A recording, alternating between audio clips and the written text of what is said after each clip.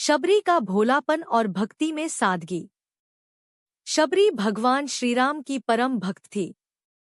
वह शबर जाति की एक भोली भाली लड़की थी। शबर जाति के लोग देखने में बहुत कुरूप होते हैं, लेकिन शबरी इतनी ज्यादा कुरूप थी कि शबर जाति के लोग भी उसका तिरस्कार करते थे। शबरी के माँ बाप बस इसी चिंता में डूबे रहते थे कि शबरी का विवाह कैसे होगा। आखिरकार शबरी के माता पिता को शबर जाति का एक विवाह योग्य लड़का मिल ही गया। माता पिता ने शबरी का विवाह रात्रि में करके उसे रात्रि में ही विदा कर दिया। उन्हें डर था कि कहीं लड़का शबरी को देखकर विवाह के लिए इनकार न कर दे। शबरी अपने पति के साथ रात्रि में ही निकल गई। आगे आगे शबरी का पति चल रहा था और पीछे पीछे शबरी। चलते चलते वे दंडकवन में आ पहुंचे।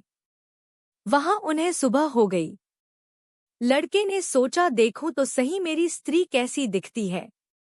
लड़के ने पीछे मुड़कर देखा तो शबरी की कुरूपता देखकर वह डर गया। उसे लगा यह तो कोई राक्षस कुल की है जो मुझे ही खा जाएगी। यह सोचकर लड़का शबरी को वहीं छोड़कर भाग गया। अब शबरी जाए तो जाए कहाँ। उसी वन में मतंग नाम के एक ऋषि महात्मा रहते थे। मातंग ऋषि को शबरी को देखकर उस पर दया आ गई। उन्होंने शबरी पर कृपा कर उसे अपने आश्रम में रहने के लिए शरण दे दी। शबरी को ऋषि मुनियों की सेवा करने में बड़ा आनंद आता था।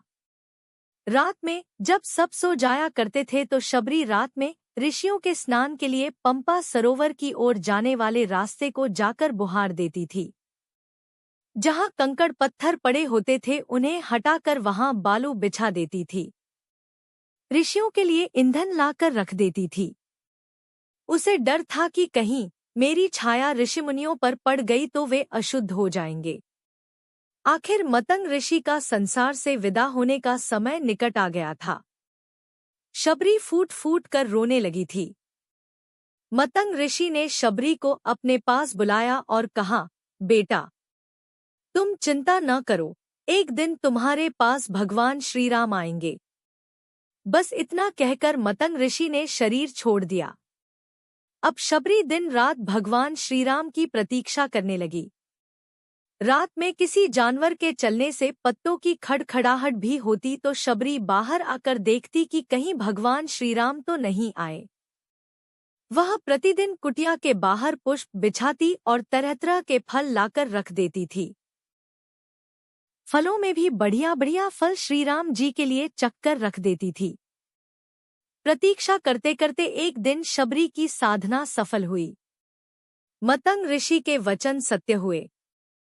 भगवान श्रीराम शबरी की कुटिया में पधारे। कई बड़े बड़े ऋषि मुनियों ने भगवान श्रीराम से उनके आश्रम में चलने के लिए प्रार्थना की, लेकिन भगवान श्रीराम केवल शबरी की कुटिया में आए। शबरी के आनंद की सीमा नहीं रही। वह भगवान के चरणों से लिपट गई। जल लाकर उसने भगवान के चरण धोए।